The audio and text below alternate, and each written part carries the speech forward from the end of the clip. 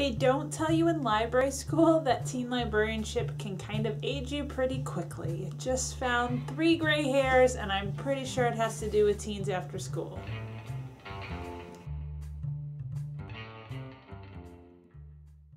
Thanks for joining us for another library short. My name's Emily with thegnomelibrarian.com.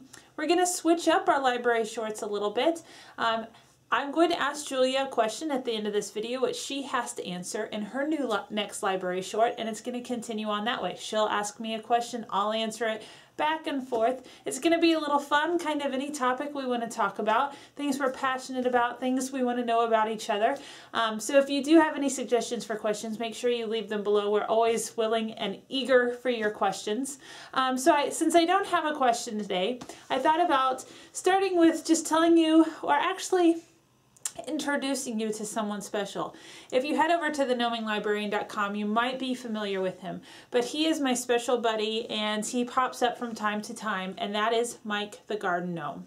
I got him about 8 years ago after watching the movie Amelie. I just absolutely loved how the story told about her stealing her father's garden gnome from his garden and sending it around the world with a stewardess friend of hers, all in the hopes of encouraging him to go out and explore after the death of his wife. It was just this really sweet story that was kind of quirky and funny. The stewardess would take pictures of him in front of the Kremlin and different places. And I thought, I need a gnome. I hate to get my picture taken.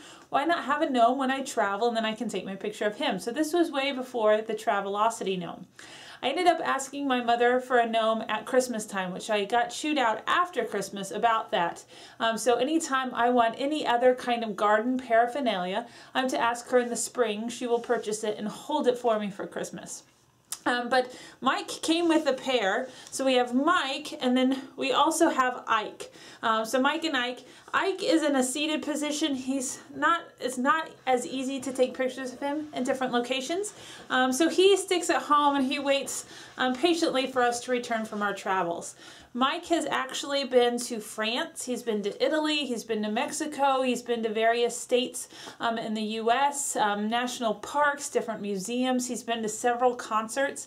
The first celebrity he met was Elliott Sadler, the NASCAR driver, and I basically just brought him in, plopped him down on the table and said, "Smile," and the look on Elliott Sadler's face when I thrust this little ceramic garden ornament at him was absolutely priceless, and I kind of got addicted to it. So I take him just about wherever I go. He is quite heavy, and I'm thinking about making a flat mic, like Flat Stanley, which might be a little easier to carry with me. Plus, he'll be allowed in some places, which he's not allowed in right now.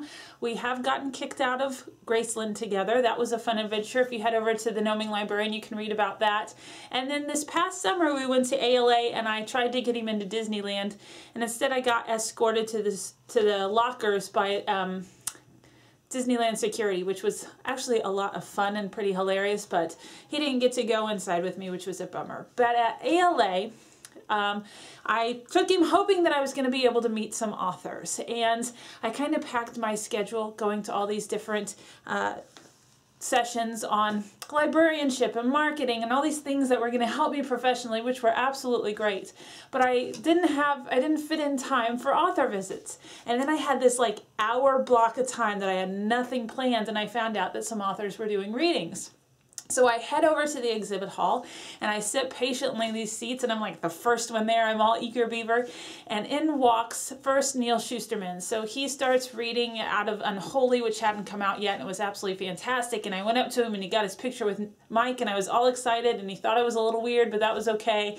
And then Kenneth Oppel came out and he got his picture taken with Mike, and he thought I was really, really weird, but that was okay. And then Libba Bray came out. The Libba Bray, which I am absolutely over the moon for. Love her book. She read the first chapter of The Diviners.